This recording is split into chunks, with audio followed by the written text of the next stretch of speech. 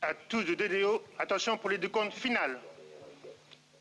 10, 9, 8, 7, 6, 5, 4, 3, 2, unité, top.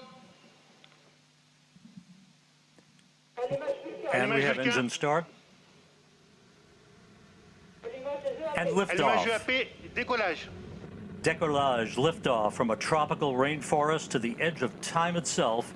James Webb begins a voyage back to the birth of the universe.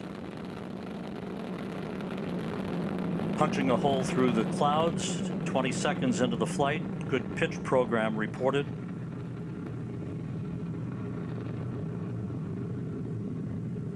Trajectoire est nominale. Vehicle performance is nominal.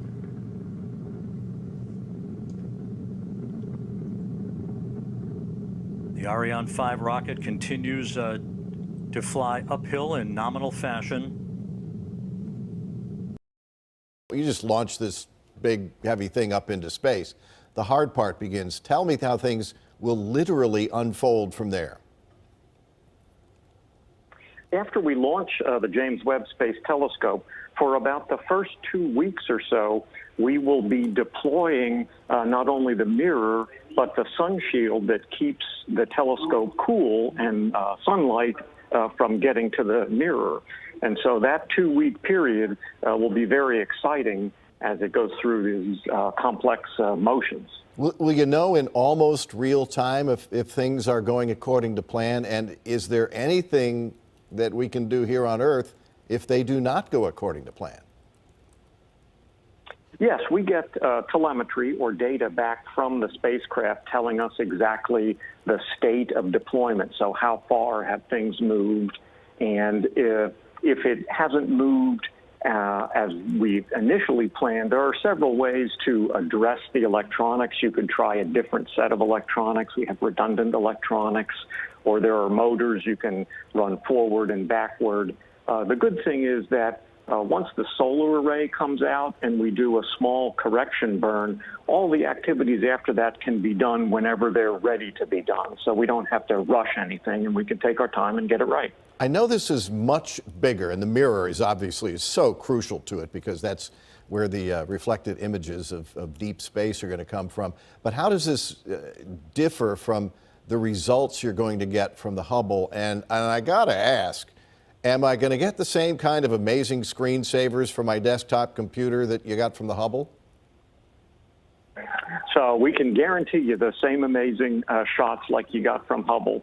The mirror for Webb is bigger. Infrared light has a longer wavelength, but the mirror is big enough that the images we get from Webb will be just as sharp as Hubble images. Now, why do we look at them, or why are we doing this if we already have Hubble? Well, Webb is an infrared telescope, so it explores a different part of the spectrum, which will tell us different things about the objects. And so by having both Hubble and Webb, you can learn a lot about the physics that is driving sources in the cosmos. And basically kind of step back in time, kind of reverse engineer how this universe began. As I understand, the device will be parked far away from the Earth. Why? Because we're an infrared optimized telescope, that means we're measuring heat radiation. So we want to be far from sources of heat, just like if you're looking in visible light, you want to be far away from light you observe at night. So by going far away from the Earth, we're not close to Earth, which is a big source of heat. And that's the main reason we're going to L2. That is amazing. Dr. Eric Smith from NASA, we are going to be watching on Christmas Day, and as I know you are, hoping for the best. Thanks so much for joining us. You're welcome. Thank you.